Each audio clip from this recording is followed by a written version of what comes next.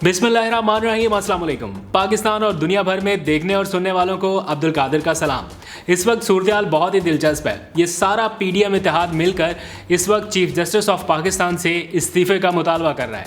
लेकिन अगर chief justice ने खुद किसी को मुस्ताफ़ी होने का हुक्म दे दिया तो फिर ये दीवारों में टकरे मारते रहेंगे कि मुर्शद हमारे साथ बड़ा जुल्म हुआ है। इस वक्त सुप्रीम कोर्ट और पार्लियामेंट के दरमियान कानूनी लड़ाई बिल्कुल अरूज पर है।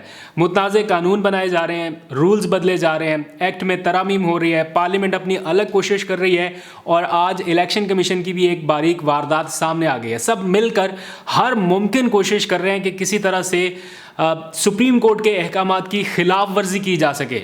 मतलब एक मजिस्ट्रेट के हुक्म पर आपने पूरी रियासती ताकत लगा दी इमरान खान को गिरफ्तार करने के लिए, और सबसे बड़ी अदालत का हुक्म है उसको टालने के लिए भी आप उसी तरह की सारी कोशिश कर रहे हैं, सारी एफर्ट्स कर रहे हैं कि किसी तरह से ये जो हुक्म है उसके ऊपर अमल दरामद ना हो सके। और बदकिस्मती से इन इकदामात को शय जो है वो सुप्रीम कोर्ट के अंदर से कुछ जजेस के इख्तलाफात और गैर ज़रूरी जो इख्तलाफी नोट्स हैं उनसे मिल रही है।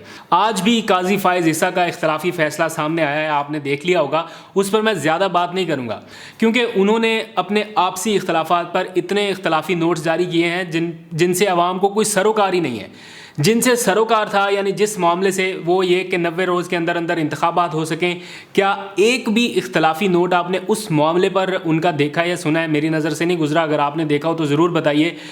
क्या उन्होंने किसी और जज से इख्तलाफ करते हुए ये कहा कि इंतखाबात 90 रोज़ के अंदर ना होना आइन की खिलाफ वर्जी है? इसके ऊपर कोई स्टैंड नज़र आया? काश वो उस वक्त भी इख्तलाफ करते जब चीफ जस्टिस ऑफ पाकिस्तान ने 90 रोज़ से ज़्यादा चंद दिनों का एक आइनी कवर दिया कि ठीक है अगर 90 रोज़ के अंदर नहीं हो सकते तो आप इतनी तारीख तक करा लें। वैसे तो 18 अप्रैल तक इंतखाबात आइनी तौर पर हो जाने चाहिए थे, लेकिन जब चीफ जस्टिस ने 30 अप्रैल तक का वक्त दिया उस वक्त भी कहते नहीं नहीं नहीं ये नहीं हो सकता। जब आइन में एक चीज़ लिखी है 90 रोज़ के अंदर तो फिर 90 रोज़ के अंदर ही होगा। खैर, असल मुद्दे की तरफ आते हैं। एक तरफ पीडीएम का कैंप है और दूसरी तरफ चीफ जस्टिस के हामी कानूनी माहिरीन। क्या खिचड़ी पक रही है आपको समझाने की कोशिश करता हूँ। थोड़ा सा टेक्निकल मामला हो गया है, कोशिश करूँगा आसान लफ्ज़ों में समझा सकूँ और जितने टेक्निकलिटीज़ हैं उसको ज़रा साइड पर रखूँ, इसलिए ज़रा ध्यान से सुनिएगा। जो पीडीएम के हामी अफराद हैं उनका ये मानना है कि चीफ जस्टिस के पास अब खेलने के लिए ज़्यादा वक्त नहीं बचा, क्योंकि आज सदर आरिफ अलवी ने अदालती इस्लाहात का बिल मंजूर करने की बजाय नज़रसानी के लिए पार्लियामेंट को वापस भेज दिया। एज़ एक्सपेक्टेड यही एक्सपेक्ट किया जा रहा था कि वो पार्लियामेंट को वापस भेज देंगे, कहेंगे कि मैं मंजूर नहीं करता। और वो अब चूँकि पार्लियामेंट के पास वापस आ चुका है तो हुकूमत ये चाहती है कि इसे पार्लियामेंट का मुश्तरका इजलास बुलाकर फौरी तौर पर मंजूर कर लें और गालबन पीर के रोज़ इसे मंजूर करा लिया जाएगा, ताकि कानून बनने के बाद हुकूमत इंतखाबात का हुक्म देने वाले चीफ जस्टिस पर मुश्तमिल जो 3 रुकनी बेंच है उसके फैसले के ख़िलाफ़ अपील दायर कर सके।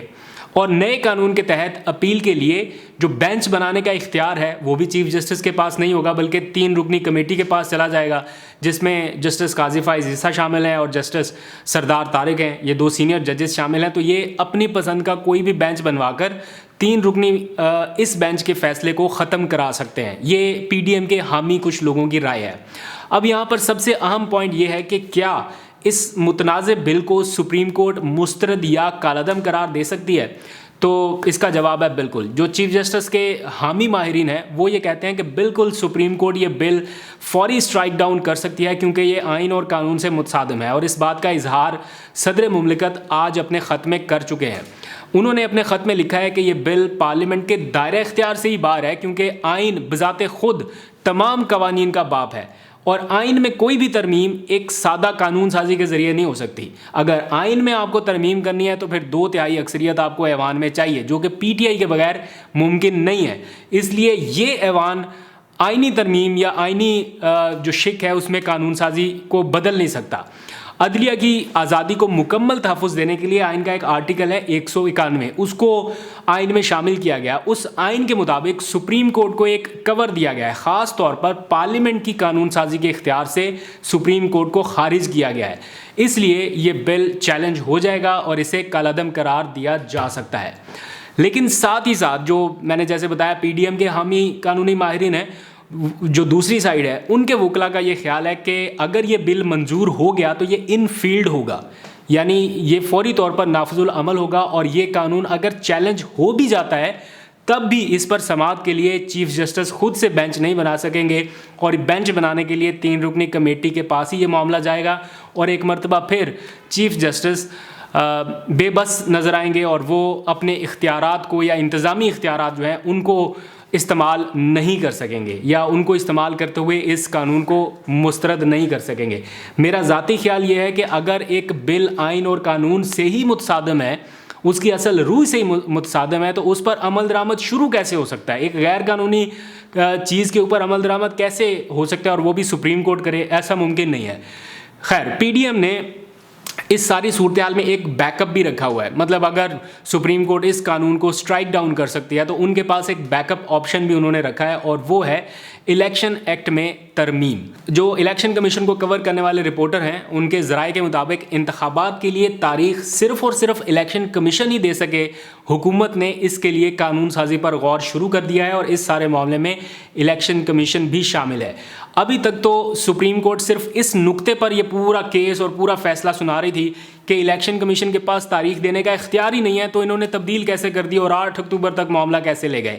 لیکن اب حکومت الیکشن ایکٹ کے قانون میں ترمیم کے ذریعے انتخابات کے لیے تاریخ تجویز کرنے کا اختیار بھی الیکشن کمیشن کو دے سکتی ہے۔ الیکشن کمیشن کو رپورٹ کرنے والے صحافیوں کے مطابق الیکشن ایکٹ کی سیکشن 57 اور 58 میں ترامیم پر کام شروع ہو گیا ہے، لیگل ٹیم میں بیٹھی ہوئی ہیں، اور یہ مسودہ منگل کے روز تک تیار کر کے حکومت کی پارلیمانی امور کی جو وزارت ہے ان کے ہینڈ اوور کر دیا جائے گا، اور اس ترمیم کے بعد پھر الیکشن کمیشن کے کام میں کوئی مداخلت نہیں کر سکے گا۔ یہ سارا وہ پلان ہے جس کے اوپر اس وقت ایگزیکیوٹ ہو رہا ہے، مطلب کہ ہر فورم سے یہ کوشش ہو رہی ہے، وہ پارلیمنٹ کا فورم ہو، وہ الیکشن کمیشن کا فورم ہو، وہ دیگر ریاستی وسائل ہو، کہیں سے بھی یہ نئی کوشش ہو رہی کہ سپریم کورٹ کا ایک حکم ہے ہم اس کے تحت چلے جائیں۔ اب ایک بہت اہم معاملہ ہے 12 گھنٹے کی ایک ڈیڈ لائن کا، وہ میں نے آغاز میں بتانا بھول گیا، ذکر 12 گھنٹے کی ڈیڈ لائن کا۔ وہ یہ کہ آپ کو پتہ ہے کہ پارلیمان سے ایک قرارداد منظور کرائی گئی، اس سے کوئی لائف لائن نہیں مل سکی حکومت کو، اور وہ بالکل ایسے پھس پھسی سی قرارداد تھی، اور اس میں سے کوئی نتیجہ خیز وہ ثابت نہیں ہو سکی، نہ اس کے اوپر مین لیڈرشپ کے دستخط، نہ کچھ اور، الٹا وہ قرارداد خود آئین کے آرٹیکل 68 کی خلاف ورزی ہو گئی۔ تو اب تحریک انصاف نے کارروائی کا فیصلہ کیا ہے ان ارکان کے خلاف جو اس قرارداد میں شامل تھے، اور انہوں نے 12 گھنٹے کی ڈیڈ لائن دے دی ہے کہ 12 گھنٹے کے اندر اندر یہ قرارداد آپ واپس لیں، اگر واپس نہ لی تو آپ لوگوں کے خلاف نااہلی کی کارروائی شروع ہوگی۔ اور فواد چودھری نے اپنی پارٹی قیادت یعنی عمران خان اور باقی رہنماؤں سے مشاورت کے بعد اس کے اوپر کام شروع کر دیا ہے۔ مجھے نہیں لگتا کہ حکومت کے یہ اراکین اپنی قرارداد کو واپس لیں گے، لیکن اگر واپس نہیں لیتے تو بالکل لاؤڈ اینڈ کلیئر ایک چھوٹے سے پیرے میں ایک چیز لکھی ہوئی ہے، آئین کا آرٹیکل ہے جس میں لکھا گیا ہے کہ ایوان میں ججز کے کنڈکٹ کے اوپر بحث نہیں ہو سکتی، موضوع بحث نہیں بنایا جا سکتا، لیکن موضوع بحث بنایا گیا، اس کے اندر ڈسکشن ہوئی، تنقید ہوئی، سارا کچھ ہوا، تو یہ آئین کی خلاف ورزی ہوئی ہے۔ تو اس صورت میں جن ارکان نے خلاف ورزی کی ہے ان کی نااہلی کا ایک ریفرنس تیار کر کے سپریم کورٹ میں یا متعلقہ عدالت سے رجوع کیا جائے گا، اور جب عدالت کے سامنے یہ چیز جائے گی کہ آئین میں یہ چیز لکھی ہے لیکن ان ارکان نے یہ قرارداد منظور کرا کے اسی شک کی خلاف ورزی کی ہے، تو بہت ہی سمپل اور آسان کیس ہو سکتا ہے ان کی ڈسکوالیفیکیشن کا۔ لیٹس سی کیا ہوتا ہے۔ آج عمران خان کے حوالے سے مختلف کیسز جو ہیں ان کی بھی اب باریاں آنا شروع ہو گئی ہیں۔ اب الیکشن کمیشن میں کیس آ گیا جناب ان کو پارٹی لیڈرشپ سے ہٹائے جانے کا۔